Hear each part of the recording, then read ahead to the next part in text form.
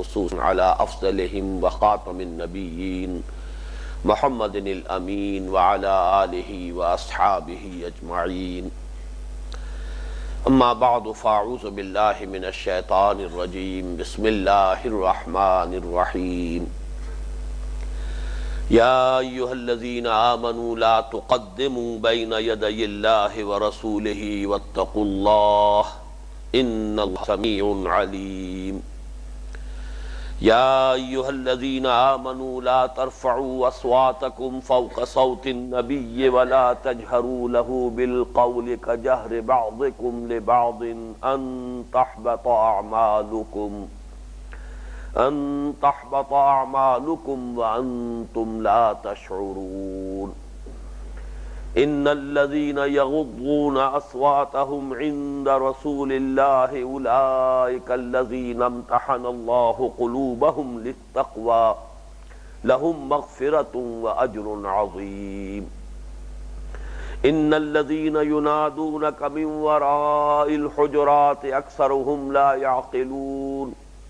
ولو أنهم صبروا حتى تخرج إليهم لكان خيرا لهم واللہ غفور رحیم. صدق اللہ العظیم. رب اشرح لی صدری ویسر لی امری واحلل عقدۃ من لسانی یفقہوا قولی. اللہم ربنا الہمنا رشدنا واعذنا من شرور انفسنا. اللہم ارنا الحق حقا وارزقنا اتباعہ وارنا الباطل باطلا وارزقنا اجتنابہ. اللہم وفقنا لما تحب وترضى آمین یا رب العالمین. آج ہم اللہ کے نام سے مطالعہ قرآن حکیم کے جس منتخب نصاب کا سلسلے وار درس ان مجالس میں ہو رہا ہے اس کے درس نمبر 14 کا آغاز کر رہے ہیں، جو اس نصاب میں جو حصص کی تقسیم ہے اس کے اعتبار سے یہ اس کے تیسرے حصے کا 5واں اور آخری درس ہے. یہ درس سورہ حجرات پر مشتمل ہے جو مصحف میں 26ویں پارے میں ہے اور 18 آیات پر مشتمل ہے جو 2 رکوعوں میں منقسم ہے. حسب معمول کچھ تمہیدی امور ہیں اور حسن اتفاق سے اس مرتبہ بھی 4 ہیں تمہیدی باتیں کہ جو ہمیں پہلے اپنے سامنے رکھ لینی چاہیے. سب سے پہلے یہ کہ مضمون کی ترتیب کے اعتبار سے منتخب نصاب میں ہم اس وقت کس مقام پر ہیں. چونکہ کافی عرصہ ہو گیا ہے، میں چاہتا ہوں کہ ایک دائرانہ نگاہ، ایک برڈز آئی ویو ہمیں پھر ڈال لینی چاہیے کہ اس منتخب نصاب میں مضامین کی ترتیب اور قرآن حکیم کی جو آیات یا صورتیں جو اس میں شامل ہیں ان کے مابین منطقی ربط کیا ہے. یہ منتخب نصاب جیسا کہ ابھی عرض کیا گیا 6 حصوں پر مشتمل ہے. پہلا حصہ 4 نہایت جامع اسباق پر مشتمل ہے جس میں انسان کی فوز و فلاح اور کامیابی کے جملہ لوازم کو بڑی جامعیت کے ساتھ بیان کیا گیا. اس پہلے حصے میں جو 4 اسباق ہیں ان میں ایک باہمی ربط جو ہے وہ ایک اور اعتبار سے بھی بہت ہی حسین ربط ہے. پہلا درس ایک مکمل سورت پر مشتمل ہے، سورۃ العصر، جو قرآن حکیم کی مختصر ترین صورتوں میں سے ہے. دوسرا حصہ دوسرا درس ایک آیت پر مشتمل ہے، آیت البر، سورہ بقرہ کی آیت نمبر 177، جو قرآن حکیم کی طویل ترین آیتوں میں سے ایک ہے. تیسرا درس سورہ لقمان کے 3 رکوع پر مشتمل ہے اور وہ قرآن حکیم میں اس بات کی ایک نمایاں علامت ہے کہ یہ رکوعوں کی تقسیم اگرچہ اجتہادی ہے، قیاسی ہے، دور صحابہ میں نہیں تھی، بعد میں کی گئی ہے، لیکن اکثر و بیشتر یہ رکوعوں کی تقسیم مضمون کے اعتبار سے نہایت مناسب ہے. اس کی ایک نہایت نمایاں مثال سورہ لقمان کا یہ دوسرا رکوع ہے. چوتھا درس جو ہے سورہ حامیم السجدہ کی 7 آیات پر مشتمل ہے، آیت نمبر 30 تا آیت نمبر 36. لیکن یہاں ان رکوعوں کی تقسیم کا دوسرا پہلو سامنے آ جاتا ہے کہ اس کی کچھ آیات ایک رکوع میں ہے، کچھ آیات اگلے رکوع میں ہے. گویا کہ یہاں پر رکوعوں کی تقسیم معنوی اعتبار سے درست نہیں ہے. حصہ دوم میں اب بحث شروع ہوئے، ایمان کے مباحث کا آغاز ہوا. اس میں 5 اسباق ہیں. سب سے پہلے سورہ فاتحہ ام القرآن اساس القرآن 7 آیات پر مشتمل مکمل سورت. پھر سورہ آل عمران کی آیات 190 تا 195 6 آیات پر مشتمل. تیسرا درس سورہ نور کا مکمل رکوع 5واں رکوع. یہ پھر ایک نمایاں مثال ہے کہ رکوعوں کی تقسیم بہت مناسب ہے اکثر و بیشتر مقامات پر. چوتھا درس مکمل سورہ تغابن، اور 5واں اور آخری درس جو ہے حصہ دوم کا وہ سورہ قیامہ، وہ بھی مکمل ہمارے منتخب نصاب میں شامل ہے. تیسرا حصہ جس کا آخری درس وہ ہے جس کا ہم آج آغاز کر رہے ہیں،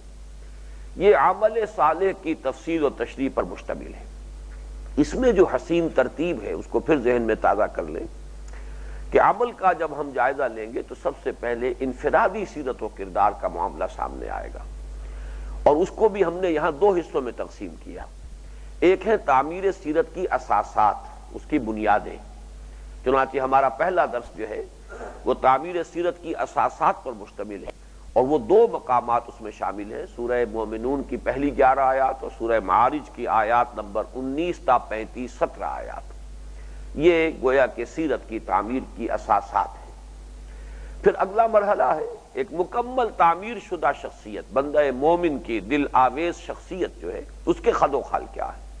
یہ سورۃ الفرقان کا مکمل رکوع ہے، آخری رکوع. یہ پھر مثال ہے اس کی کہ رکوعوں کی تقسیم قرآن حکیم میں معنوی اعتبار سے اکثر و بیشتر جگہ پر درست ہے. اب جب فرد سے آگے بڑھتے ہیں تو اجتماعیت کا پہلا قدم ہے عائلی زندگی، خاندانی زندگی. ایک مرد اور ایک عورت کے مابین رشتہ ازدواج سے اجتماعیت کی طرف گویا کہ پہلا قدم ہوتا ہے. عائلی زندگی کے ضمن میں اگرچہ ہمارا درس جو ہے تیسرا درس اس تیسرے حصے کا وہ سورہ تحریم پر مشتمل ہے، لیکن ہم نے اس ضمن میں اس مرتبہ کچھ آیات کا اضافہ کیا تھا، سورہ بقرہ اور سورہ نساء کی ہم مضمون آیات، کہ اس خاندان کے ادارے کے استحکام کے لیے قرآن حکیم نے اور کیا کیا ہدایات دی ہیں. اس حصہ سوم کا چوتھا درس تھا. اب جب خاندانوں کو ہم جمع کرتے ہیں تو معاشرہ وجود میں آتا ہے. تو اسلام کا معاشرتی نظام کیا، معاشرت کے ضمن میں وہ ویلیوز کون سی ہے جن کو پروموٹ کرنا چاہتا ہے اسلام، اور وہ ایولز کا تصور کون سا ہے کہ جن کو ایریڈیکیٹ کرنا پیش نظر ہے. اس پر اگرچہ ہمارا درس اصلاً تو سورہ بنی اسرائیل کے 2 رکوعوں پر مشتمل ہے، تیسرا اور چوتھا رکوع، لیکن اس میں بھی ہم نے اضافی طور پر جو اسلامی معاشرت کے ضمن میں اہم احکام آئے ہیں، خصوصاً ستر اور حجاب کے بارے میں اور عدم اختلاط، مردوں اور عورتوں کا علیحدہ علیحدہ رہنے کا معاملہ، جو کہ مسلمان معاشرے کی نمایاں ترین علامت ہے، نمایاں ترین وصف ہے، اس کے لیے سورہ احزاب اور سورہ نور کی آیات ہم نے شامل کی. اب جو ہم پہنچے ہیں حصہ سوم کا یہ آخری درس ہے، سورہ حجرات پر مشتمل ہے. یہ انسانی اجتماعیت کی جو بلند ترین صورت ہے. اب اس کے لیے مختلف الفاظ استعمال کیے جا سکتے ہیں، ملی زندگی، سیاسی زندگی، ریاستی زندگی، قومی زندگی. یہ گویا کہ انسانی اجتماعیت کا بلند ترین مقام ہے. اس کی اساسات کیا ہیں، اس کی بنیادیں کیا ہیں، اس کے استحکام کے لیے ہدایات کیا ہیں، اس کے اصول کیا ہیں، اس اسلامی اجتماعیت میں شمولیت کی بنیادی شرط کیا ہے، اس کے اندر اصل روح جو ہے جو درکار ہے وہ کون سی ہے. بقیہ معاشروں سے یا دوسری ریاستوں سے اور بقیہ پوری نوع انسانی ہیومینٹی ایٹ لارج سے اس مسلمان معاشرے کا یا اسلامی ریاست کا ربط و تعلق کوئی ہے یا نہیں ہے تو کن بنیادوں پر ہے. یہ بہت اہم ہے مسائل کے جو یوں سمجھئے کہ اسلام کے ملی زندگی یا ریاستی زندگی یا سیاستی زندگی جو ہے اس سے متعلق مسائل ہیں کہ جو نہایت جامعیت کے ساتھ اس سورہ حجرات میں زیر بحث آئیں گے، جس کا کہ آج ہم مطالعہ شروع کر رہے ہیں اللہ کے نام سے. تمہیدی مضامین کے ضمن میں اب دوسری بات یہ ہے کہ خود مصحف میں یہ کون سا مقام ہے، اس میں کیا ترتیب ہے، اس کو بھی نوٹ کر لیجئے. اس سے پہلے تفصیل سے عرض ہو چکا ہے کہ قرآن مجید میں مکی اور مدنی صورتوں کے گروپ ہیں. تو جو 5واں گروپ ہے مکی اور مدنی صورتوں کا، اس میں یہ بھی ایک حسن اتفاق ہے کہ 3 کا ہندسہ آتا ہے کہ 13 صورتیں ہیں مکی، سورہ سبا سے سورہ احقاف تک 13، اور پھر 3 صورتیں ہیں مدنی، سورہ محمد صلی اللہ علیہ وسلم، سورۃ الفتح اور سورۃ الحجرات. تو یہ 13 اور 3 کا یہ مجموعہ 16 صورتوں پر مشتمل یہ 5واں گروپ ہے قرآن حکیم میں مکی اور مدنی صورتوں کے گروپ کے اعتبار سے. ان میں جو یہ 3 صورتیں ہیں مدنیات، ان میں سے دو یعنی سورہ محمد صلی اللہ علیہ وسلم اور سورۃ الفتح، ان کے مابین جوڑے ہونے کی نسبت بتمام و کمال موجود ہے۔ اور ایک دوسری بات یہ نوٹ کر لیجئے کہ یہ ثلث اخیر ہے قرآن مجید کا، اگر تین حصے کیے جائیں تو آخری تیسرا حصہ یہ ہے، آخری تہائی جس میں یہ صورتیں ہیں، اور پہلا ثلث جو ہے اس میں سورہ انفال اور سورہ توبہ کا ایک جوڑا ہے۔ جو نسبت اور جو ربط ان دونوں صورتوں کے مابین ہے معنوی اعتبار سے، وہی نسبت اور وہی ربط سورہ محمد اور سورۃ الفتح کے مابین اس آخری حصے میں ہے۔ یعنی اس کو یوں سمجھیے کہ سورہ انفال نازل ہوئی تھی غزوہ بدر کے فوراً بعد، سورہ محمد صلی اللہ علیہ وسلم نازل ہوئی غزوہ بدر سے متصلاً قبل، وہ غزوہ بدر کی تمہید ہے۔ اسی طرح سورہ توبہ نازل ہوئی ہے فتح مکہ کے بعد، گویا کہ جب کہ حضور صلی اللہ علیہ وسلم کا مشن جو ہے اندرون جزیرہ نما عرب مکمل ہو چکا، جبکہ یہ سورۃ الفتح جو ہے یہ نازل ہوئی ہے صلح حدیبیہ کے بعد، اور یہ صلح حدیبیہ در حقیقت فتح مکہ کی تمہید ہے۔ تو وہی ایک نسبت ہے کہ جو سورہ فتح میں اور سورہ محمد میں ہے، وہی نسبت سورہ توبہ اور سورہ انفال میں ہے۔ البتہ جہاں تک سورۃ الحجرات کا تعلق ہے، اس کا کوئی جوڑا نہیں ہے قرآن حکیم میں، یہ منفرد صورتوں میں سے ہے، یہ اپنی جگہ پر ایک مکمل صورت ہے، اور یہ کہا جا سکتا ہے ایک اعتبار سے، اور یہ میں نے پہلے بعض مواقع پر عرض بھی کیا ہے کہ جو منفرد صورتیں ہیں وہ عام طور پر کسی گروپ یا کسی صورت کے ضمیمے یا تتمے کی حیثیت رکھتی ہیں۔ سورۃ الحجرات کے بارے میں ہم یہ کہہ سکتے ہیں کہ یہ سورۃ الفتح کا تتمہ ہے، تتمہ کا لفظ زیادہ موضوع ہوگا بجائے ضمیمے کے، اس لیے کہ سورۃ الفتح کی آخری دو آیات کی تشریح اور تفصیل ہے جو پوری سورہ حجرات میں سامنے آتی ہے۔ جن حضرات کے ذہن میں وہ سورہ فتح کی آخری دو آیات ہوں ان کے لیے سہولت ہوگی کہ اس وقت میری بات کو اچھی طرح سمجھ سکیں۔ سورہ فتح کی جو آخری سے پہلی آیت ہے، هو الذی ارسل رسولہ بالہدی ودین الحق لیظہرہ علی الدین کلہ وکفی باللہ شہیدا، اس میں نبی اکرم صلی اللہ علیہ وسلم کی بعثت کا مقصد بیان کیا گیا، آپ کا مشن کیا ہے، کس لیے آپ کو بھیجا گیا، جو دین حق دے کر آپ کو بھیجا گیا اس کو غالب کرنا، یہ ہے آپ کا مشن۔ اب ظاہر بات ہے کہ اس غلبے کے لیے جد و جہد درکار ہے، جہاد درکار ہے، قربانیاں دینی ہوگی، محنتیں کرنی ہوگی، مشقت کرنی ہوگی، مقابلہ کرنا ہوگا، دوسرے نظاموں پر غالب کر دینا کوئی بچوں کا کھیل تو نہیں ہے، اس کے تقاضے ہیں، اس کے لیے وہ تمام مراحل جن کے لیے جامع عنوان جہاد ہے وہ اس کے لیے لازم ہے۔ چنانچہ سورہ حجرات کا جو آخری حصہ ہے وہ آپ دیکھیں گے، اور عکسی ترتیب ہے، یہ یہاں پہلی آیت ہے، ان دو آیتوں میں سے پہلی آیت میں حضور کا مقصد بعثت بیان ہوا، اس مقصد بعثت کے لیے جو جہاد لازم ہے اس کا ذکر سورہ حجرات کے آخری حصے میں ہو رہا ہے کہ ایمان کی شرط لازم ہے جہاد، ایمان کا تصور ہے ہی نہیں جہاد کے بغیر۔ انما المؤمنون الذین آمنوا باللہ ورسولہ ثم لم یرتابوا وجاہدوا باموالہم وانفسہم فی سبیل اللہ اولئک ھم الصادقون، سچے مومن تو صرف وہ ہیں جو اللہ پر اور اس کے رسول پر ایمان لائے اور پھر ہرگز شک میں نہیں پڑے، اور انہوں نے اپنے جان مال تن من دھن لگا دیا اللہ کی راہ میں جہاد میں، وہ ہے کہ جو حقیقت میں مستحق ہے مومن کہلانے کے۔ وہ اگر دعویٰ کریں ایمان کا تو وہ اپنے دعوے میں سچے ہیں۔ تو گویا کہ سورہ فتح کی لاسٹ بٹ ون آیت، آخری سے پہلی، سورہ حجرات کا آخری حصہ، یہ ایک دوسرے کے ساتھ بڑی گہری مناسبت۔ اب یہ جہاد کون کرے گا؟ ظاہر بات ہے کہ مسلمان جو ایمان کے دعوے دار ہیں ان کا کام ہے جہاد کریں، اور جب تک مسلمانوں کی اپنی ملی زندگی، جماعتی زندگی، اجتماعی زندگی مستحکم نہیں ہوگی تو جہاد کے تقاضے پورے نہیں ہو سکتے۔ یہ تو اجتماعیت جو ہے مضبوط ہو، مستحکم ہو، تبھی جہاد کے تقاضے پورے ہو سکتے ہیں۔ لہذا جو آخری آیت ہے جو سورہ فتح میں فرمایا گیا، محمد الرسول اللہ والذین معہ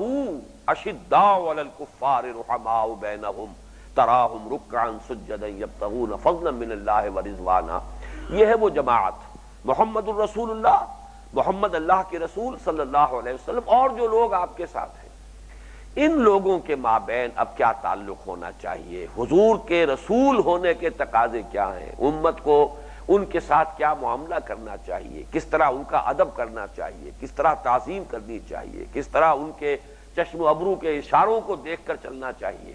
اور پھر مسلمانوں کو باہم کس طرح رہنا چاہیے، ان کی باہمی محبت، رافت، الفت کس طرح کی ہو، اور اس باہمی محبت اور الفت میں جو چیزیں رخنہ انداز ہو سکے، جو بھی ان کے اندر کہیں پر رخنے پیدا کر سکے، ان کا سد باب کس طور سے کیا جائے، یہ مضمون ہے سورہ حجرات کے پہلے دو حصوں کا۔ تو معلوم ہوا کہ پوری سورہ حجرات اس اعتبار سے سورہ فتح کی آخری دو آیات کے مفاہیم کی تشریح اور تفصیل پر مشتمل ہے۔ اب آئیے یہاں پہ ایک ضمنی بات اور نوٹ کر لیں، یہ میں نے پہلے بھی کئی دفعہ توجہ دلائی ہے کہ قرآن حکیم میں اہم ترین مضامین اکثر و بیشتر ضمنی طور پر آتے ہیں۔ اس کی وجہ کیا ہے؟ قرآن مجید ایک خاص کانٹیکسٹ میں نازل ہوا ہے، زمان و مکان کا ایک خاص پس منظر ہے، ایک خاص جغرافیائی ماحول ہے، ایک خاص تاریخی دور ہے نوع انسانی کی تاریخ کا، خاص زمان و مکان کا ایک فریم ہے کہ جس میں قرآن نازل ہوا ہے۔ اب جو لوگ اس کے مخاطب اول تھے اور جو حالات اس وقت انہیں درپیش تھے، اکثر و بیشتر معاملات میں تو گفتگو انہی سے کے حوالے سے ہو رہی ہے، انہی کے بارے میں ہو رہی ہے۔ البتہ انہی کے بین جس کو آپ بٹوین دی لائنز بھی کہہ سکتے ہیں، لیکن وہ صحیح نہیں ہے تو صریح الفاظ میں، لیکن یہ کہ بحثیت مجموعی اگر کہا جائے تو یہ بات درست ہوگی کہ ضمنی طور پر ان باتوں سے کے بارے میں گفتگو کرتے ہوئے کہ جو بالفعل اس وقت معاشرے میں سامنے موجود تھی، اور ان کے حوالے سے بات کرتے ہوئے درمیان میں کوئی جملے آ جائیں گے، کوئی الفاظ آ جائیں گے، کہیں کوئی ضمیمے کے طور پر کوئی مضمون آ جائے گا جو اس کانٹیکسٹ میں تو اتنا زیادہ اہم نہیں تھا، لیکن ابدی اعتبار سے، تعویل عام جس کو ہم کہتے ہیں، اس کے اعتبار سے وہ نہایت اہم ہے۔ اس پہلو سے اہم ترین مضامین، اہم ترین فلسفیانہ مضامین، وہ اکثر و بیشتر جو ہے اسی طریقے سے اس کی ایک مثال یہ ہے کہ سورہ حجرات جو ہے وہ مسلمانوں کی حیات ملی کے بارے میں اہم ترین اور جامع ترین صورت ہے، لیکن یہاں ہم مصحف کے اندر اس کو ایک بارے میں یہ کہہ رہے ہیں کہ اس کی حیثیت ایک ضمیمے کی ہے، ایک تتمے کی ہے،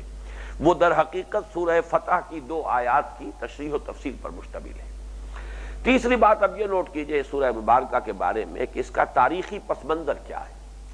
اس تاریخی پس منظر کے حوالے سے ہمیں تعویل خاص کا علم حاصل ہوتا ہے جس ماحول میں یہ سورت نازل ہوئی۔ صاف ظاہر ہو رہا ہے کہ یہ سورت اس دور میں نازل ہوئی ہے کہ جب کہ فتح کا آغاز ہو چکا تھا، یعنی جسے صلح حدیبیہ کو فتح مبین خود قرآن مجید نے قرار دیا ہے، انا فتحنا لک فتحا مبینا۔ یوں سمجھئے کہ یہ ٹرن آف دی ٹائڈ، یہ ٹیبلز ٹرن ہو گئی ہیں صلح حدیبیہ کے بعد۔ اس سے پہلے تک ابھی مسلمانوں کی حیثیت وہ نہیں تھی جو صلح حدیبیہ کے بعد ہو گئی،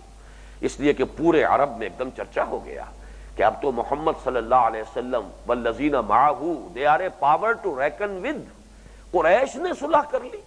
صلح کرنے کے معنی کیا ہے کہ وہ کہ تسلیم کر لیا ان کو، جیسے کہ آج کل آپ کو معلوم ہے کب سے یہ مسئلہ چلا آ رہا ہے، 50 برس ہونے کو آئے، اسرائیل کو تسلیم کر لینا جو ہے یہ سب سے بڑا مسئلہ ہے۔ ابھی تک جو ہے صرف ایک ملک ہے عرب ممالک میں سے یا مسلمان ممالک میں سے نمایاں کہ جس نے تسلیم کیا، وہ مصر، بڑی بھاری جو ہے قیمت اس نے دی ہے، اگرچہ اس کے لیے کچھ اس سے قیمت وصول بھی ہوئی ہے کہ اس نے اپنا سرائے سینہ جو ہے واپس حاصل کر لیا، لیکن یہ کہ بقیہ تمام عرب ممالک سے ایک وقت میں وہ کٹ گیا تھا جب اس نے اسرائیل کو تسلیم کیا۔ تو تسلیم کر لینا دشمن کو، یہ دشمن کی بہت بڑی کامیابی ہے۔ قریش نے تسلیم کر لیا محمد کو صلی اللہ علیہ وسلم صلح حدیبیہ کے ذریعے سے، یہ گویا کہ محمد الرسول اللہ صلی اللہ علیہ وسلم کی بہت بڑی فتح تھی، اخلاقی فتح تھی۔ انا فتحنا لک فتحا مبینا، اسی لیے فتح مبین کہا گیا اسے۔ اس کے بعد سے حالات ایک دم بدل گئے۔ اب جو مختلف قبائل تھے جنہیں اعراب کہتا ہے قرآن مجید، بادیہ نشین، انہوں نے ہوا کا رخ دیکھ لیا کہ اب بدل گیا ہے، اب صورتحال تبدیل ہو گئی ہے، لہذا انہوں نے اس کے مطابق اپنے آپ کو ڈھالا، اپنا رویہ بھی بدلا۔ اب وہ جوق در جوق آ کر حضور کے ساتھ اب مصالحت کر رہے ہیں یا مفاہمت کر رہے ہیں یا ایمان لا رہے ہیں۔ وہ تو فتح مکہ کے بعد اب یہ جو پروسیس ہے اپنے منطقی انتہا کو پہنچے گا، لیکن فتح مکہ سے پہلے ہی حالات کا رخ تبدیل ہو چکا تھا۔ اس کے بعد تو فتح مکہ کے بعد تو وہ کیفیت ہوئی ہے اذا جاء نصر اللہ والفتح ورأیت الناس يدخلون فی دین اللہ افواجا، اب فوج در فوج لوگ آ رہے ہیں، لیکن یہ کہ اس کی ایک عکس جو ہے شروع ہو چکا تھا فتح مکہ سے قبل صلح حدیبیہ کے بعد۔ لیکن یہ لوگ جو ایمان لا رہے تھے، ظاہر بات ہے کہ جو کہ حالات کے رخ کو بدلتا دیکھ کر ایمان لا رہے تھے، یہ وہ ایمان نہیں تھا اکثر و بیشتر حالات میں کہ جو ان لوگوں کا تھا کہ جو مکے میں ایمان لائے تھے، جبکہ ایمان لانے کے معنی یہ تھے کہ ہر طرح کے مصائب کو دعوت دینا ہے، ہر طرح کی تکالیف کا آغاز ہو جائے گا۔ تو اس اسلام اور اس اسلام میں، یا اس ایمان یا اس ایمان میں زمین و آسمان کا فرق تھا۔ اب یہ لوگ جو تھے جو بغیر لڑے بھڑے ایمان لے آئے، حالات کے رخ کو تبدیل ہوتے دیکھ کر، یہ بسا اوقات آ کر حضور پر اپنا احسان بھی جتلاتے تھے کہ دیکھیے جی ہم تو بغیر لڑے بھڑے ایمان لے آئے ہیں، تو گویا کہ ہمارے ساتھ تو امتیازی سلوک ہونا چاہیے، ہمارے تو کوئی خصوصی حقوق ہونے چاہیے، جس کا کہ ذکر ہے سورہ حجرات کے اختتام پر، یمنون علیک ان اسلموا قل لا تمنوا علی اسلامکم بل اللہ یمن علیکم ان ہداکم للایمان ان کنتم صادقین۔ اے نبی، یہ آپ پر احسان دھر رہے ہیں کہ ایمان لے آئے، آپ ان سے کہیے کہ تمہارا کوئی احسان مجھ پر نہیں ہے، مجھ پر کوئی احسان نہ دھرو اپنے اسلام کا، بلکہ اللہ کا احسان مانو کہ اس نے تمہیں ایمان کے راستے پر ڈال دیا ہے، ایمان کا راستہ دکھا دیا ہے۔ اللہ کا احسان مانو، نہ یہ کہ تم اپنا احسان مجھ پر دھر رہے ہو۔ اسی طرح یہ بھی کان کھول دیے گئے کہ تم یہ نہ سمجھنا کہ ایمان لے آئے ہو، قالت الاعراب آمنا قل لم تؤمنوا ولکن قولوا اسلمنا ولما يدخل الايمان في قلوبكم۔ یہ بدو کہتے ہیں ہم ایمان لے آئے، نبی ان سے کہہ دیجئے تم ایمان ہرگز نہیں لائے ہو، بس یہ کہہ سکتے ہو کہ تم نے اسلام قبول کر لیا، تم نے اطاعت قبول کر لی ہے، تم اسلام لے آئے ہو۔ اس سے آگے اگر دعویٰ کرتے ہو تو بڑے مغالطے میں ہو تم، ابھی ایمان تو تمہارے دلوں میں داخل بھی نہیں ہوا۔ ظاہر بات ہے یہی وہ لوگ تھے، ان میں سے جو خاص طور پر وہ قبائل کے سردار تھے، چودھری لوگ تھے، وہ جب آتے تھے تو ویسے بھی عرب کا عام بدو جو ہے وہ بڑا ہی غیر مہذب، بہت ہی اکھڑ قسم کے لوگ ہوتے تھے، تو حضور کے ہاں آ کر بھی ان کا طرز عمل وہی رہتا تھا، اور وہ بڑی بے ادبی کے ساتھ بھی، گستاخی کے ساتھ بھی پیش آتے تھے۔ پھر یہ کہ اپنی باتیں منوانا چاہتے تھے، بجائے اس کے کہ یہ دیکھیں کہ حضور کی رائے کیا ہے، منتظر رہیں کہ حضور کا کیا منشا ہے، حضور کا رخ کیا ہے، آپ کیا سوچ رہے ہیں، جس کو آپ کہتے ہیں پری ایمپٹیو میئر کے طور پر اپنی رائے پہلے سے پیش کر دینا، تاکہ اس کو پہلے اب اس پر غور کیا جائے۔ تو اس طرح کا جو ان کا طرز عمل تھا بے ادبی کا، اور یہ کہ اپنی بات منوانے کی کوشش کرنا، چنانچہ سورہ حجرات کے پہلے حصے میں آپ دیکھیں گے کہ فرمایا گیا یا ایھا الذین آمنوا لا ترفعوا اصواتکم فوق صوت النبی ولا تجهروا له بالقول كجهر بعضکم لبعض ان تحبط اعمالکم وانتم لا تشعرون۔ یہ در حقیقت ان کا وہی انداز تھا، وہی عام بدویانہ انداز، اور وہ چونکہ حقیقت ایمان سے بہرور نہیں ہوئے تھے، وہ تو اسلام تو لے آئے تھے، لہذا حضور کا مقام کیا ہے، وَاعْلَمُوا أَنَّ فِيكُمْ رَسُولَ اللَّهِ، جانو سمجھو اس بات کو کہ تمہارے مابین جو ہے یہ تمہارے سامنے بیٹھے ہوئے محمد ابن عبداللہ تو ہیں، لیکن ان کی اصل حیثیت کیا ہے، رسول اللہ ہے۔ یہ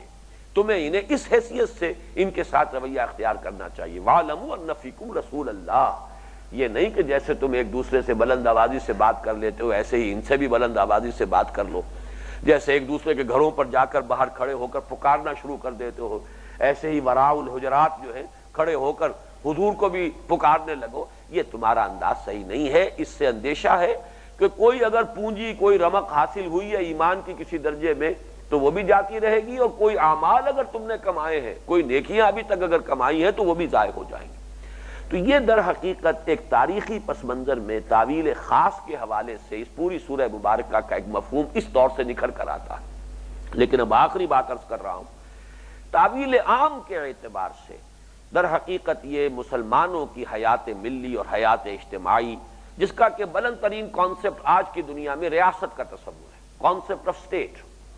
اسلامی ریاست کی بنیادیں کیا ہیں، اس میں قانون سازی کے اصول کیا ہیں، اس کی شہریت کی بنیاد کیا ہے، پھر اس کے دوسرے معاشروں سے روابط کی بنیادیں کیا ہیں، پھر اس معاشرے کے استحکام کے لیے کون کون سے رکھنے ہیں کہ جن کو بند کرنا ضروری ہے، یہ گویا کہ حیات ملی، حیات اجتماعی، ریاستی اور سیاست کی سطح پر جو بلند ترین جو درجہ ہے انسانی زندگی کا اجتماعیت کے اعتبار سے، اس سطح پر نہایت جامع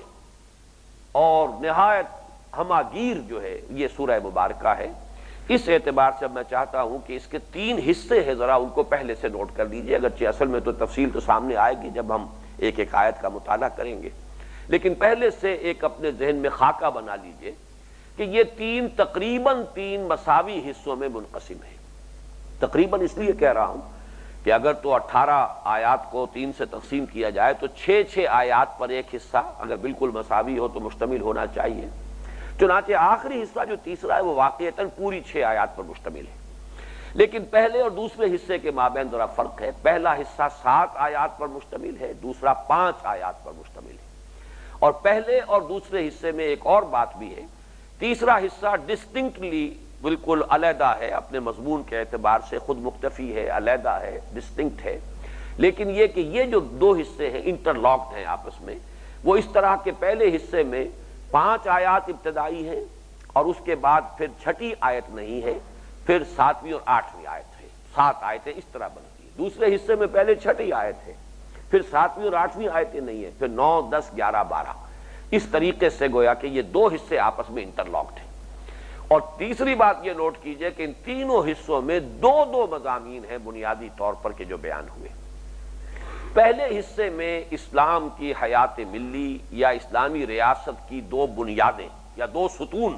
جن پر اجتماعی زندگی کھڑی ہے، اس کی پوری عمارت جو ہے 2 ستونوں پر کھڑی ہے۔ ایک ستون ہے قانونی اور دستوری، اللہ اور اس کے رسول کی بلا استثناء بے چون و چرا اطاعت، یہ ہے دستور قانون کا معاملہ۔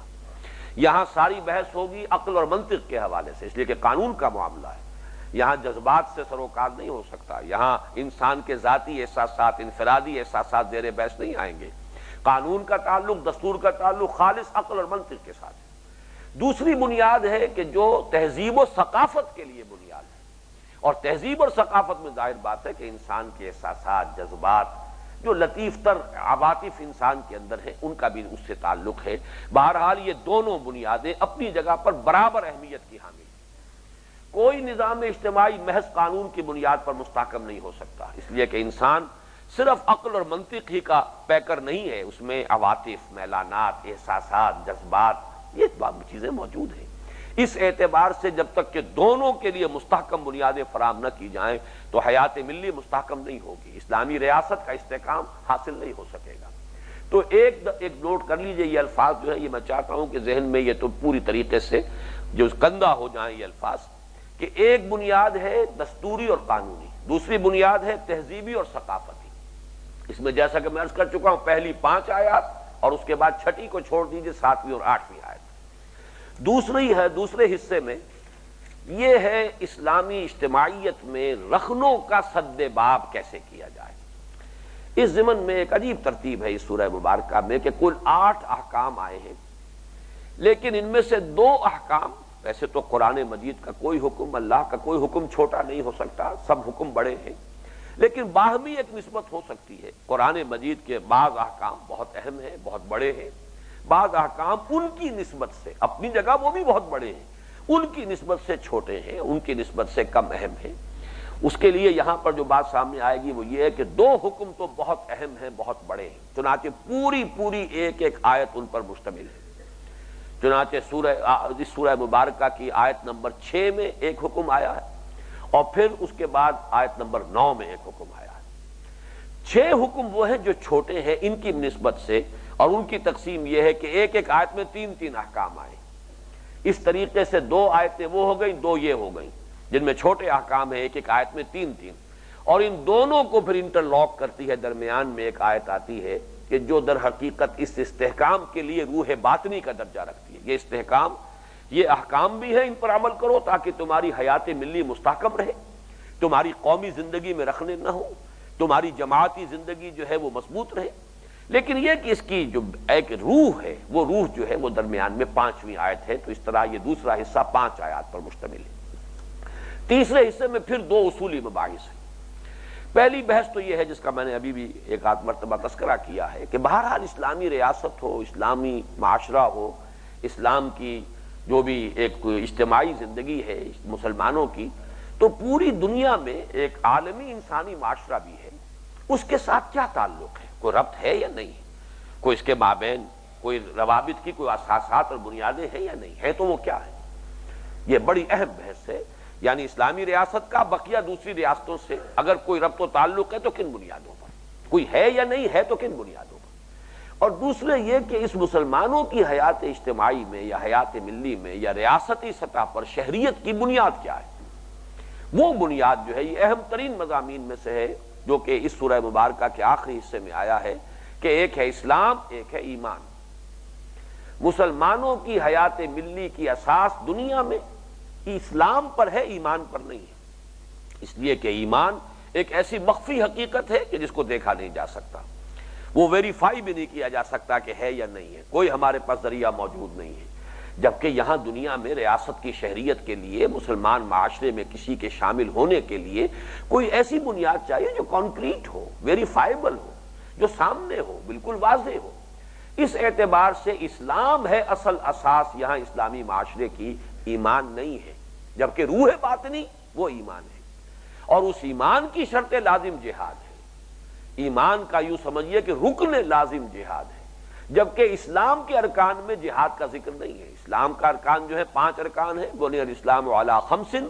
شہادت اللہ الہ الا اللہ وان محمد رسول اللہ واقام الصلاۃ وایتاء الزکوٰۃ وصوم رمضان وحج البیت۔ کلمہ شہادت، نماز، روزہ، حج اور زکوٰۃ، یہ 5 ہیں ارکان اسلام، لیکن ارکان ایمان یہ 2 ہیں، یقین دل میں اور جہاد عمل میں، یہ 2 ارکان ہیں۔ یہ دونوں ہیں تو ایمان ہے، اور یہ نہیں ہے تو ایمان نہیں ہے، اسلام ہے۔ مسلمان معاشرے کا وہ شخص فرد ہو سکتا ہے، اسلامی ریاست کا شہری ہو سکتا ہے اگر وہ اسلام کی شرائط کو پورا کر دے، باقی آخرت میں اللہ تعالیٰ کے ہاں جو معاملہ، جو فیصلہ ہوگا، اس کی بنیاد یہ اسلام نہیں بلکہ ایمان ہوگی۔ یہ ہے، میں نے ایک اجمالی جو ہے آپ کے سامنے ایک نقشہ رکھ دیا ہے کہ اتنے اہم مضامین ہیں جو اس سورہ مبارکہ کی 18 آیات میں زیر بحث آئے ہیں۔ اب آئیے کہ ہم اللہ کا نام لے کر آغاز کر رہے ہیں اس سورہ مبارکہ کے لفظ بلفظ مطالعے کا۔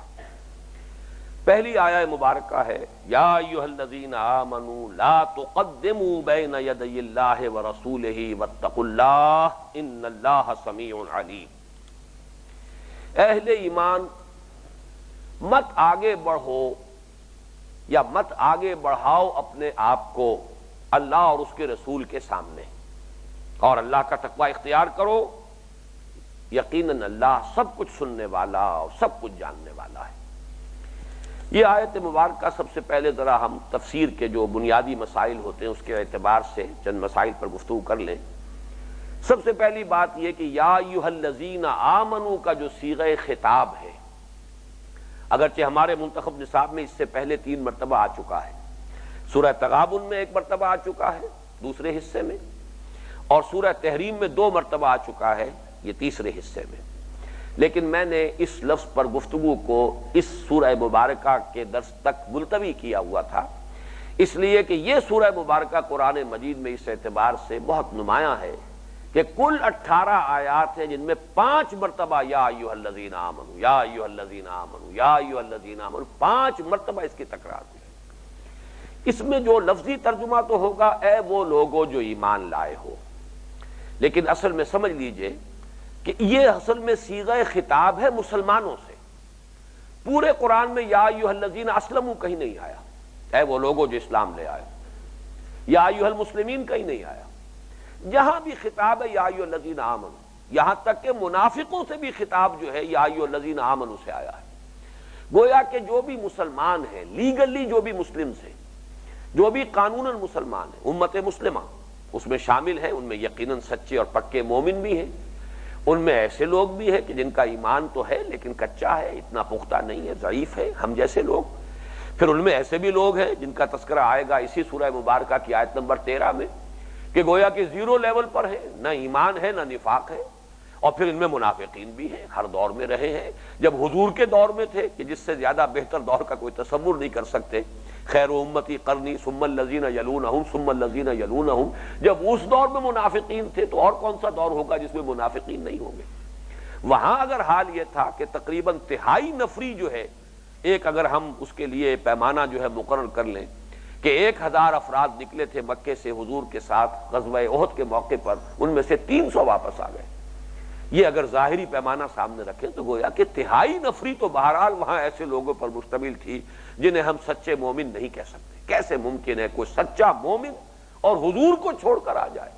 اور حضور کے سامنے دیکھے کہ دشمن جو ہے کیل کانٹے کے ساتھ لیس ایک لشکر جو ہے، لشکر جرار 3000 کا لشکر جو ہے، کوئی معمولی لشکر نہیں تھا، اور وہاں وہ چھوڑ کر آ جائے۔ تو معلوم ہوا کہ اس دور میں بھی تھے، تو ظاہر بات ہے کہ اس دور میں تو ان کی اکثریت بھی ہو تو کوئی ایسی بات نہیں ہے کہ جس کو ہم سمجھیں کہ یہ بڑی کوئی خلاف قیاس بات ہے۔ اس اعتبار سے مسلمانوں میں مومنین صادقین بھی ہوں گے، ہمیشہ رہے، ہمیشہ رہیں گے، ذرا ضعیف ضعفاء بھی ہوں گے، کمزور ایمان والے، وہ 0 لیول والے بھی ہوں گے، کہ ایمان بھی نہیں تو نفاق بھی نہیں، لیکن یہ کہ منافقین بھی ہو گئے۔ ان سب کے لیے خطاب کا صیغہ ہے یا ایھا الذین آمنو، یہ صیغہ مشترک ہے۔ دیکھنا ہوتا ہے کہ کن سے گفتگو ہو رہی ہے، یہ سیاق و سباق سے پتہ چلتا ہے، جو بات آگے کہی جا رہی ہے اس کے حوالے سے پتہ چلتا ہے۔ جیسے کہیں فرمایا گیا یا ایھا الذین آمنو آمنوا باللہ ورسولہ والکتاب الذی نزل علی رسولہ والکتاب الذی انزل من قبل، اے اہل ایمان، ایمان لاؤ اللہ پر اور اس کے رسول پر۔ اب آپ غور کیجئے کیا مراد ہے اس سے، کہ معلوم ہوتا ہے کہ پہلا ایمان جو ہے وہ قانونی ایمان ہے، کوئی سطحی ایمان ہے، کوئی صرف زبانی کلامی ایمان ہے۔ اب اس سے خطاب کیا جا رہا ہے، لیکن یہ کہ اب کہا جا رہا ہے کہ حقیقتاً ایمان لاؤ۔ اس طرح سورہ صف کی آیت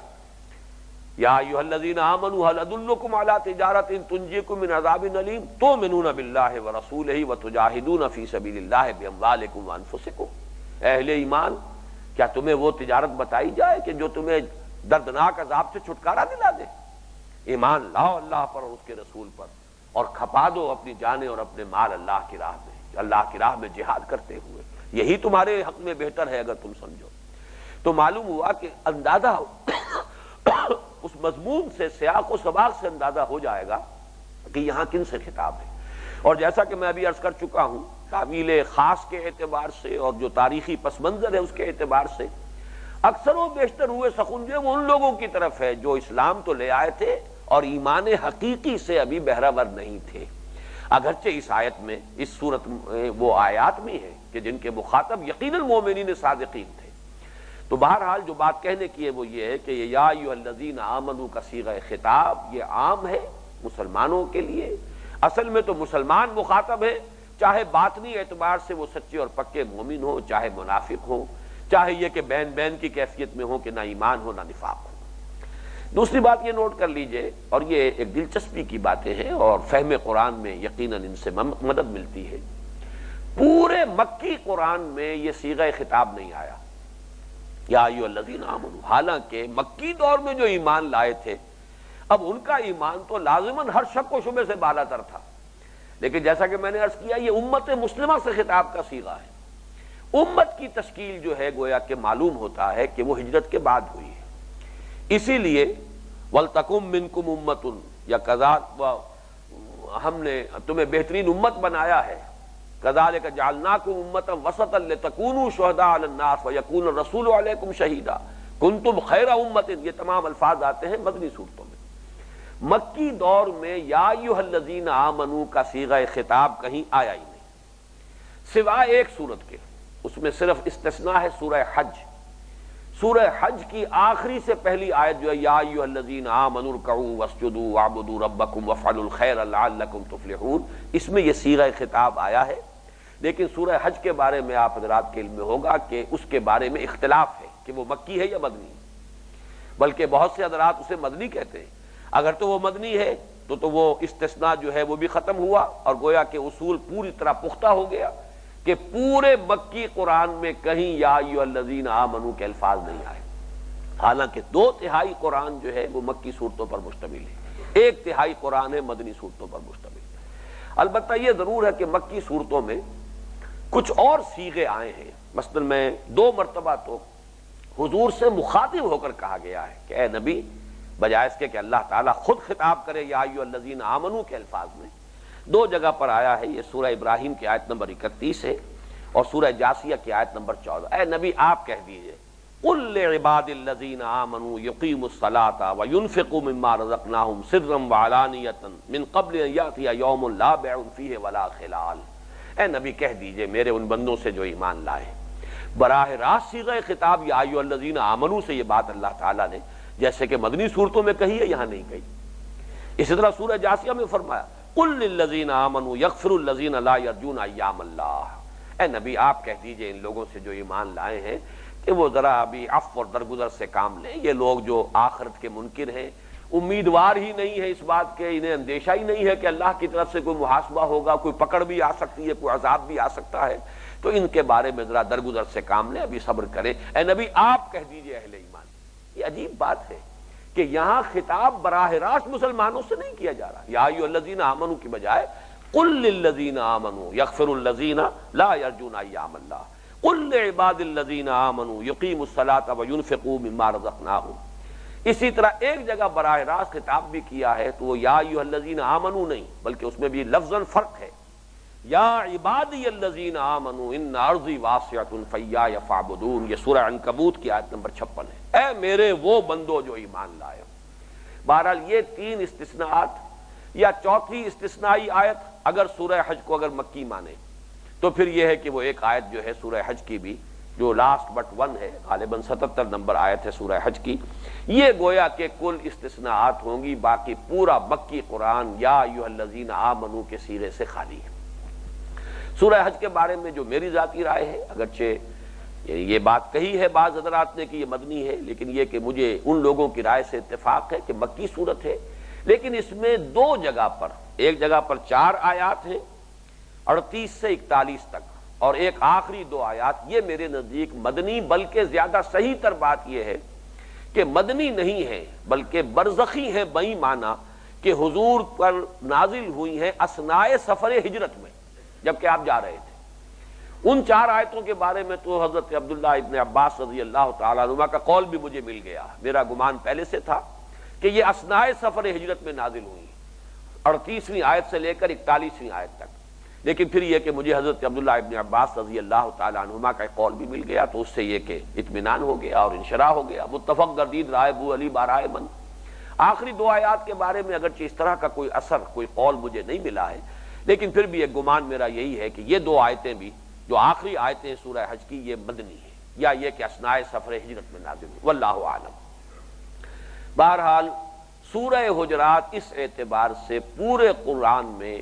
اگر نسبت و تناسب کو دیکھا جائے تو ممیز ہے کہ اس میں 5 مرتبہ یا ایھا الذین آمنوا کا صیغہ خطاب آیا ہے. اب آئیے یا ایھا الذین آمنوا لا تقدموا بین یدی اللہ ورسولہ. یہ جو تقدموا کا لفظ آیا ہے صیغہ نہیں ہے، لا تقدموا، اس کی 2 قرأتیں ہیں. ایک تو وہی مشہور قرأت وہی ہے جس کے مطابق یہاں بھی ہے متن لا تقدموا، ایک قرأت ہے لا تقدموا. ان میں فرق کیا ہے؟ جو حضرات کچھ عربی گرامر سے واقف ہیں، یہ فعل جو اضافہ فعل ثلاثی مزید فی کے 2 ابواب ہیں، ایک باب تفعیل ہے اور ایک پھر یہ کہ باب تفاعل ہے. باب تفعیل جو ہے یہ فعل متعدی ہوتا ہے. تقدیم کے معنی کسی کو آگے کرنا، اور تقدم ہو باب تفاعل یا تفاعل تقادم، اس کے معنی ہو گے خود آگے بڑھنا. یہ بڑا فرق ہوتا ہے. تو لا تقدموا یہاں پر اگر اس قرات کو مانا جائے لا تقدموا تو گویا کہ یہ باب تفعیل سے ہے، فعل متعدی ہے تو اس کا کوئی مفعول ہونا چاہیے. کس کو آگے مت بڑھاؤ، لا تقدموا، کس چیز کو آگے مت بڑھاؤ، وہ میں بعد میں عرض کروں گا. دوسری رائے یہ کہ نہیں، یہ فعل لازم ہے، لا تقدموا یعنی لا تتقدموا، باب تفاعل سے ہے، مت آگے بڑھو بین یدی اللہ ورسولہ. اگر تو لا تقدموا ہو تو پھر تو کوئی سوال پیدا نہیں ہوتا، کسی مفعول کے محذوف ہونے کا کوئی سوال پیدا نہیں ہوتا. لیکن چونکہ جو مشہور قرأت ہے زیادہ معروف، اور ہمارے ہاں تو یہی قرأت ہے کہ جس سے ہم واقف ہیں، لا تقدموا، تو یہاں اس قرأت کے اعتبار سے یہاں مفعول کو محذوف مانا گیا ہے. اس محذوف میں 2 امکانات ہیں، لا تقدموا امرا او فعلا بین یدی اللہ ورسولہ. مت بڑھاؤ کسی معاملے کو یا کسی فعل کو اللہ اور اس کے رسول کے آگے. وہ جو میں نے عرض کیا تھا تعویل خاص کے ضمن میں کہ یہ جو لوگ تھے جو ایمان تو لے آئے، اسلام لے آئے، اور وہ ایک حالات کا تقاضا اور جو حالات بدلتے ہوئے حالات کے رخ کو پہچان کر، ہوا کا رخ دیکھ کر ایمان لے آئے، لیکن حقیقت ایمان سے ابھی بہرہ نہیں تھے. ان لوگوں میں وہ تہذیب ابھی پیدا نہیں ہوئی تھی، وہ اسلامی ثقافت جو ہے پختہ نہیں ہوئی تھی جس میں کہ حضور کے لیے ادب ہو، بلکہ یہ کہ وہ اکثر و بیشتر اپنی بات پہلے سے پیش کر دیتے تھے، اپنی رائے کو سامنے لے آتے تھے. گویا کہ ان کے دلوں میں خواہش یہ ہوتی تھی کہ ہماری رائے بالا تر رہے، ہماری بات جو ہے آگے رہے. تو اس پر گویا کہ یہاں پر پکڑ کی جا رہی ہے لا تقدموا امرا او فعلا، اس لیے کہ یہ ایک نفسیاتی بات ہوتی ہے کسی بھی جماعتی زندگی میں. ویسے تو یہ کہ ایک تاریخی اعتبار سے چونکہ میرے بعض تجربات ہیں اس حوالے سے کہہ رہا ہوں، ایسا بھی ہوتا ہے بعض اوقات کہ کسی جماعت کا کوئی صدر ہے، امیر ہے، وہ کوئی موقف اختیار کر چکا، اب وہ جماعت والوں کے لیے ایک مشکل پیدا ہو جائے گی کہ فرض کیجئے اکثریت کی رائے اس کے خلاف بھی ہے، تب بھی مسئلہ پیدا ہو جاتا ہے کہ ہمارا امیر یا ہمارا لیڈر، ہمارا رہنما، قائد جو ہے وہ تو یہ موقف اختیار کر چکا، اب اگر اسے بدلیں گے تو اس سے بڑی پیچیدگی پیدا ہوگی، اس کی جو ہے اس کی شخصیت کو نقصان پہنچے گا، اس کی حیثیت مجروح ہوگی۔ اسی طرح کسی قائد یا امیر کے لیے بھی کہ فلاں شخص نے یہ بات کہہ دی ہے، اب اس کو رد کرنے میں، اور ظاہر بات ہے کہ دنیاوی اعتبار سے مختلف لوگوں کا مختلف مقام اور مرتبہ ہوتا ہے، حیثیت ہوتی ہے، اہمیت ہوتی ہے۔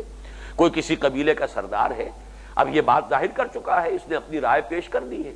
اس کو رد کرنے میں بھی بہت سی ایسی مصلحتیں ہو سکتی ہیں کہ جو آڑے آ رہی ہوں، اس اعتبار سے اس پر جو ہے نکیر کی جا رہی ہے کہ تمہیں یہ طرز عمل اختیار کرنا ہی نہیں چاہیے۔ لا تقدموا امرا او فعلا بین یدی اللہ ورسولہ، جب تک اللہ اور اس کے رسول کی طرف سے وہ بات سامنے نہ آ جائے، خام خواہ کوئی معاملہ، کوئی مسئلہ جو ہے اس کو پہلے سے آگے نہ رکھ دو۔ دوسری رائے کیا ہے؟ لا تقدموا انفسکم او رأیکم بین یدی اللہ ورسولہ، اپنے آپ کو اور اپنی رائے کو، اپنی آراء کو اللہ اور اس کے رسول سے آگے نہ رکھو۔ مطلب یہ ہے کہ تمہارا کام ہے پیروی، تمہارا کام ہے اطاعت۔ تم تو یہ دیکھو کہ اللہ کا منشا کیا ہے، رسول کا منشا کیا ہے، اللہ کی مشیت کیا ہے، رسول کا منشا کیا ہے،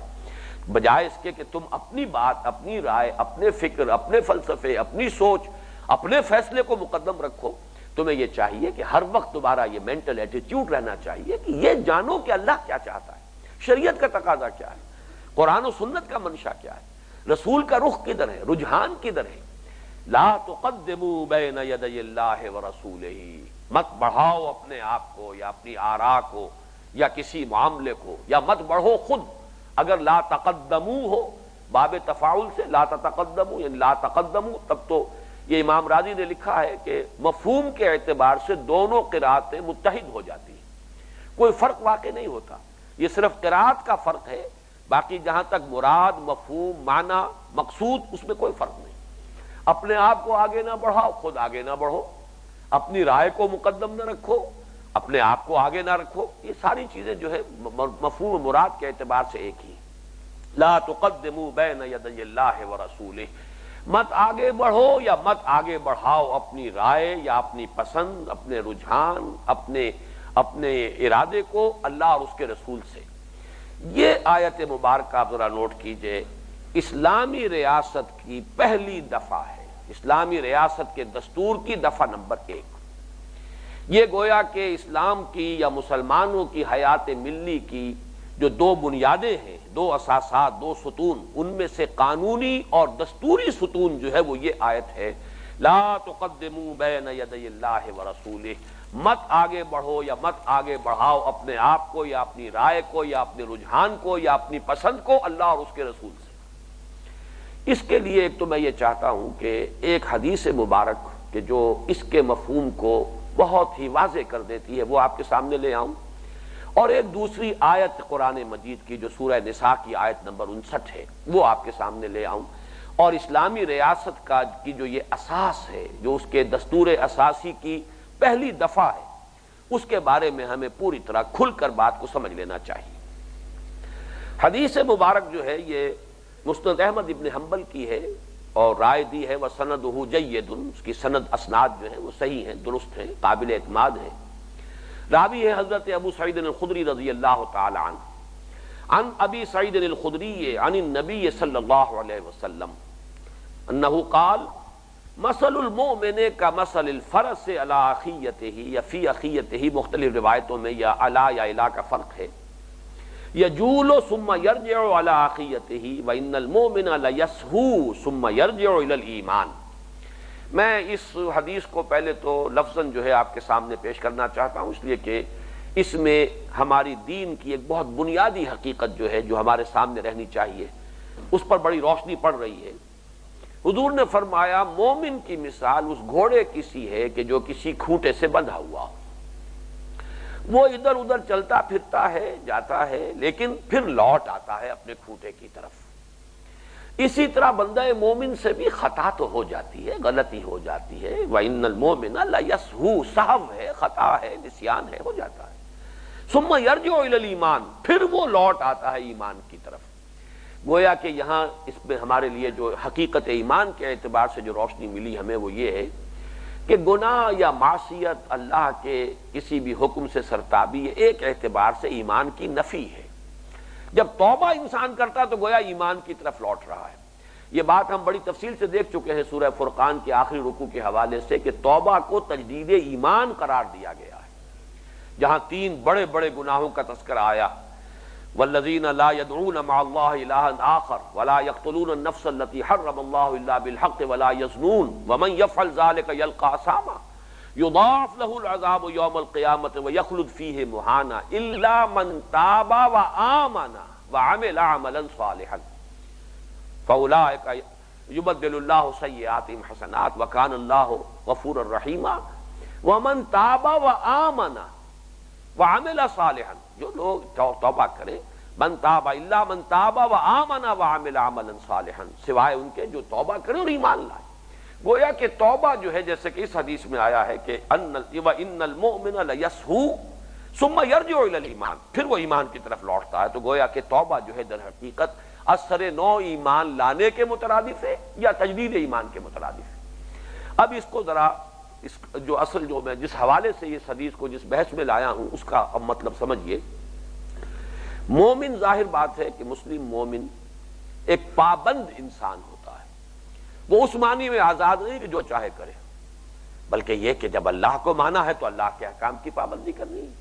اللہ کے رسول پر ایمان لایا تو اللہ کے رسول کے احکام جو ہے واجب الاذعان ہے، واجب الاطاعت ہے، قرآن کو مانا ہے، قرآن کے حکم جو ہے ان کی پیروی کرنی ہے، اس کے حلال ہی پر اکتفا کرنی ہے، اس کے حرام میں منہ نہیں مارنا ہے۔ ما آمن بالقرآن من استحل محارمہ، جو شخص قرآن کی حرام کردہ کسی شے کو اپنے لیے حلال ٹھہرا لے اس کا کوئی ایمان نہیں ہے قرآن پر۔ معلوم یہ ہوا کہ بندہ مومن ایک پابند انسان ہے، اللہ کے احکام کا پابند، رسول کے احکام کا پابند، قرآن کے احکام کا پابند۔ عام جو تصور دنیا میں آزادی کا ہے وہ آزادی مسلمان کو میسر نہیں ہے، اگر وہ مسلمان ہے حقیقتاً تو پھر وہ پابند انسان ہے۔ یہ پابندی جو ہے کسی اور انسان کی طرف سے عائد شدہ نہیں ہے، یہ حاکم و محکوم کی تقسیم نہیں ہے، کوئی انسان حاکم نہیں، کوئی انسان محکوم نہیں، تمیز بندہ و آقا فساد آدمیت ہے۔ پابندی جو بھی ہے اللہ اس کے رسول کی طرف سے ہے۔ اب اس میں اس مثال کو میں ذرا ایکسٹینڈ کیا کرتا ہوں اسلام کے اس ریاستی نظام کو سمجھانے کے لیے کہ فرض کیجئے کھلا میدان ہے اور آپ کا وہ جو گھوڑا ہے آپ یہ چاہتے ہیں کہ وہ ذرا بھاگے دوڑے بھی، بالکل اسے کھونٹے کے ساتھ اس طرح نہ باندھ دیا جائے کہ وہ کچھ حرکت نہ کر سکے، تو فرض کیجئے کہ 100 گز لمبی رسی سے آپ نے اس گھوڑے کو اس کھونٹے کے ساتھ باندھ دیا۔ نتیجہ کیا نکلا؟ 100 گز ریڈیس کا ایک دائرہ وجود میں آ جائے گا جس میں یہ گھوڑا آزاد ہے، شمال میں چلا جائے 100 گز تک، جنوب میں چلا جائے 100 گز تک، مشرق میں چلا جائے 100 گز تک، مغرب میں چلا جائے 100 گز تک، 100 گز تک نہ جانا چاہے 50 گز تک جائے، کہیں اس میں چکر کھاتا رہے، کہیں بالکل کھوٹے کے ساتھ آ کر لگ کر بیٹھ جائے، اس میں بالکل آزاد، کوئی پابندی نہیں۔ لیکن 101واں گز نہیں آئے گا، نہ مشرق میں، نہ مغرب میں، نہ شمال میں، نہ جنوب میں۔ یہ ہے در حقیقت پابندی اور آزادی کا حسین امتزاج۔ اسی کے حوالے سے اسلامی ریاست کی بنیادی نوعیت کو سمجھا جا سکتا ہے۔ یہ بنیادی نوعیت یعنی پابندی اور آزادی کا ایک امتزاج ہے کہ پابندی جو بھی ہے وہ دائرہ ہے اللہ اور اس کے رسول کے احکام کا، اس سے باہر آپ نہیں جا سکتے۔ اسی کو حدود اللہ کہا جاتا ہے، وَمَن يَتَعَدَّ حُدُودَ اللَّهِ، جو اللہ کے حدود سے تجاوز کر جائے گا تو پھر وہ تو ظاہر بات ہے کہ فاسقون ہیں وہ، اور یہ جو لوگ جو اس کا روش اختیار کریں گے گویا کہ وہ حقیقت کے اعتبار سے دائرہ اسلام سے باہر جا رہے ہیں۔ یہ دائرہ اسلام ہے، اللہ اور اس کے رسول کے حدود کا دائرہ دائرہ اسلام ہے، البتہ اس دائرے کے اندر اندر آزاد ہے، یہاں اب آپ فیصلہ کر سکتے ہیں، یہاں امرہم شورا بینہم آئے گا، یہ تمہارا اپنا ہے، یہ مباحات کا دائرہ ہے، اس میں کوئی چوائس جو ہے اس میں ضروری نہیں ہے کہ کوئی ایک ہی فرد کی بات مانی جائے، بلکہ یہ ہے کہ یہ جو بھی ایوولوشن ہوا ہے، سوشل ایوولوشن، اس میں آپ بڑے وسیع پیمانے پر مشاورت کا نظام قائم کیجئے، جن کو آج کل کی اصطلاح میں جمہوری اقدار کہتے ہیں۔ اعلیٰ ترین جمہوری اقدار کو بروئے کار لایا جا سکتا ہے، لیکن اس دائرے کے اندر اندر، اس سے باہر نہیں، اس لیے کہ 100% لوگ مل کر بھی اللہ کے کسی حکم کو ساقط نہیں کر سکتے۔ 100% جو ہے، میجورٹی کا کیا سوال کہ 51% جو ہے وہ اس کے اندر کوئی ترمیم کر سکے، 100% لوگوں کو بھی یہ حق حاصل نہیں ہے کہ حدود سے تجاوز کر سکے۔ البتہ حدود کے اندر آپ کثرت رائے کو فیصلہ کن کر لیجئے، آپ کاؤنٹنگ آف ووٹس کے حوالے سے طے کر لیجئے۔ یہ ہے در حقیقت اسلامی ریاست کی بنیاد، اس کے دستور کی۔ اور میں یہاں پہ ایک بات عرض کرنا چاہتا ہوں کہ واقعہ یہ ہے کہ ایک دفعہ جو پاکستان کے دستور میں شروع سے چلی آ رہی ہے، پہلے دستوری خاکے سے لے کر سن 56 سے لے کر آج تک، اگرچہ اس میں کچھ تبدیلیاں ہوئی ہیں، تدریجاً کچھ اس نے آگے ترقی کی ہے، لیکن یہ کہ الفاظ اس دفعہ کے جو ہیں وہ محسوس ہوتا ہے کہ اس آیہ مبارکہ کی صحیح ترجمانی کی ہے جس نے بھی کی۔ No legislation will be done repugnant to the Quran and the Sunnah۔ قرآن اور سنت کے منافی کوئی قانون سازی نہیں کی جائے گی۔ گویا کہ یہاں حدود ہیں، لمٹس ہیں، قانون سازی ہو سکتی ہے لیکن قرآن اور سنت کی حدود کے اندر ریپگننسی کا جو ہے معاملہ کہ جو منافی ہو جائے قرآن اور سنت کے، بس وہ آخری حد ہے، اس سے آگے تجاوز نہیں کر سکتے۔ تو جس نے بھی یہ دفعہ اس کے الفاظ بہرحال ایکسپرٹس ہوتے ہیں اور بہت صلاحیتوں والے لوگ ہوتے ہیں، اس کا جو ایک منطقی نتیجہ نکلتا ہے، وہ ہمارا وقت ختم ہو رہا ہے، اگلی نشست میں تفصیل سے عرض کروں گا، بہت اہم ہے، لیکن یہ کہ اس وقت صرف یہ نوٹ کر لیجئے کہ یہ دفعہ جو پہلے تو صرف ڈائریکٹو پرنسپلز میں تھی، آپریٹو کلازز میں تھی ہی نہیں، جسٹیسیبل نہیں تھی، اس کی بنیاد پر کسی عدالت کا کنڈا نہیں کھٹکھٹایا جا سکتا تھا، یہ مرحوم صدر ضیاء الحق صاحب نے اسے جزوی طور پر آپریٹو کیا، اسے لے آئے دستور کے اندر اور اس کے لیے ایک پروسیس بھی معین کر دیا۔ پہلے وہ شریعت کورٹس جو تھیں وہ صوبائی لیولز پر تھیں، پھر آخر وہ فیڈرل شریعت کورٹ، اور فیڈرل شریعت کورٹ کو اختیار دے دیا گیا کہ وہ طے کر سکتی ہے کہ کوئی قانون کلی یا جزوی طور پر کتاب و سنت کے منافی ہے یا نہیں۔ اگر منافی ہے وہ فیصلہ دے دے گی، وہ کل عدم ہو جائے گا۔ لیکن یہ کہ انہوں نے 4 اس کے اوپر پابندیاں ایسی عائد کر دیں، 2 ہتھکڑیاں 2 بیڑیاں اس کو ایسی پہنا دی کہ گویا کہ ورچولی وہ ڈیفنکٹ ہو گئی، اس کی کوئی مؤثر حیثیت نہیں رہی، اس لیے کہ 2 تو ہتھکڑیاں کہہ لیجئے، 2 بیڑیاں، ایک تو یہ کہ آئلی قوانین تک بھی بات نہیں کر سکتی فیڈرل شریعت کورٹ، دوسرا بہت بڑا اور اہم ترین معاملہ مالی معاملات پر بات نہیں کر سکتی فیڈرل شریعت کورٹ، تیسرے دستور پاکستان مستثنیٰ ہے، دائرے سے خارج ہے فیڈرل شریعت کورٹ کے، اور چوتھے جو بھی عدالتی قوانین ہیں، پروسیجرل لاز ہیں عدالتی، وہ بھی اس عدالت کے دائرے سے باہر ہیں۔ تو گویا کہ 2 ہتھکڑیاں 2 بیڑیاں پہنا دی، لیکن اصولی طور پر ہم کہہ سکتے ہیں کہ ایک پیش رفت ہوئی ہے